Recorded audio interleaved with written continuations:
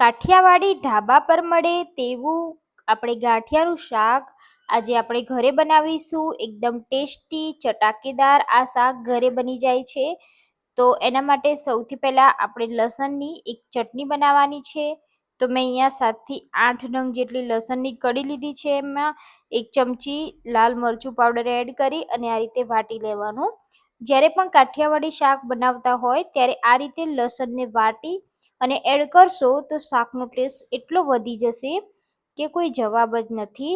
તો અહીંયા તમે જોઈ શકો છો કે આપણે સરસ મજાની ચટણી વાટી લીધી છે. આ ચટણીથી શાકનો ટેસ્ટ ખૂબ જ સરસ આવશે. હવે આપણે શાક બનાવવા માટે એક વઘાર કરવાનો છે. તો વઘાર કરવા માટે આપણે સૌથી પહેલા 5 થી 6 ચમચી તેલ એડ કરીશું. એમાં 1 ચમચી રાઈ, જીરું એડ કરીશું અને થોડા ખડા મસાલા એડ કરીશું.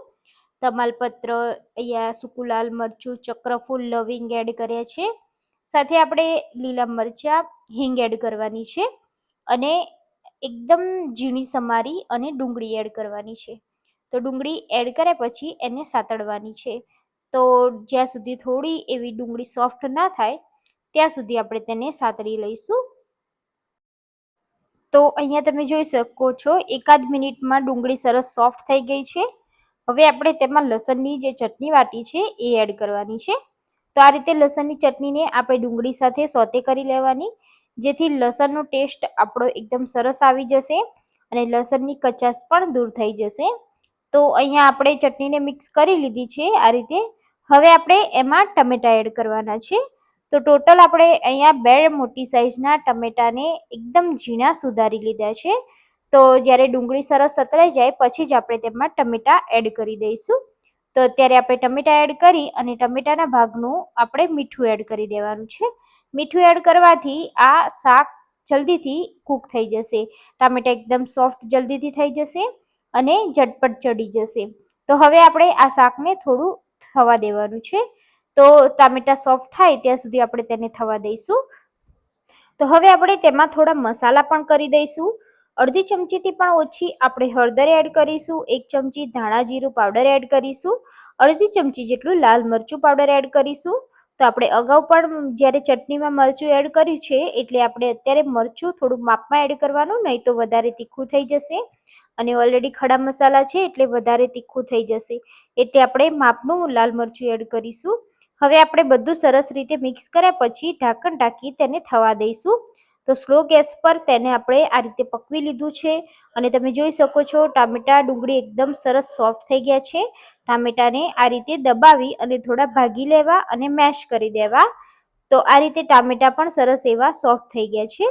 તો હવે આપણે એમાં આગળની પ્રોસેસ એડ કરવાની છે, એટલે કે આપણે આ શાકમાં છાશ એડ કરવાની છે. તો આ રીતે તેલ છૂટું પડી જાય અને સરસ ગ્રેવી થઈ જાય પછી આપણે તેમાં વાડકી ભરી અને છાશ એડ કરવાની છે. તો જે વાડકી ભરી છાશ એડ કરી છે એ જ વાડકીથી બીજું પાણી એડ કરવાનું છે. તો હવે આપણે આ છાશવાળું પાણીને ઉકાળવાનું છે. તો એકદમ સરસ એવું એક બોઇલ આવી જાય ત્યાં સુધી આપણે તેને ઉકાળીશું. અને અત્યારે આપણે ગેસની ફ્લેમ સ્લો રાખી છે જેથી આપણી છાશ પણ ફાટી ના જાય અને છાશ વધારે ખાટી હોય એવી એડ નથી કરવાની. તો અહીંયા તમે જોઈ શકો છો એક બોઇલ આવી ગયો છે અને આ રીતે છાશ એ પણ સરસ કૂક થઈ ગઈ છે. તો હવે આપણે એમાં અડધી ચમચી જેટલી ખાંડ એડ કરીશું અને અડધી ચમચી આપણે ગરમ મસાલો એડ કરીશું. તો ખાંડ એડ કરવાથી બધો જ શાકનો એક ટેસ્ટ બેલેન્સ થઈ જશે.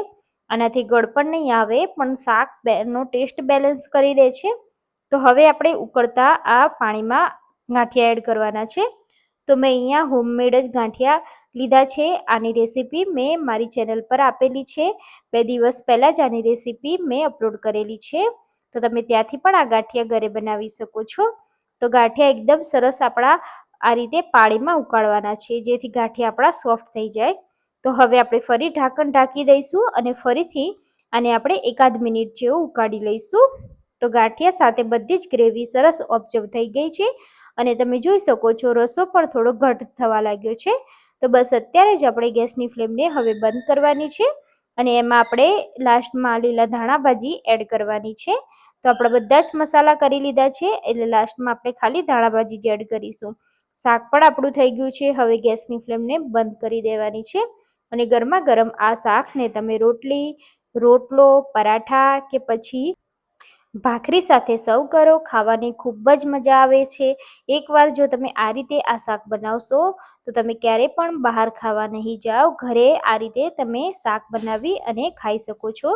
તો તમને આ શાકની રેસીપી કેવી લાગી મને કમેન્ટ કરી અને જણાવજો. રેસીપી સારી લાગી હોય તો તમારા ફ્રેન્ડ સાથે શેર જરૂરથી કરી દેજો. તો ફરી મળીશું આપણે નવા વિડીયો સાથે.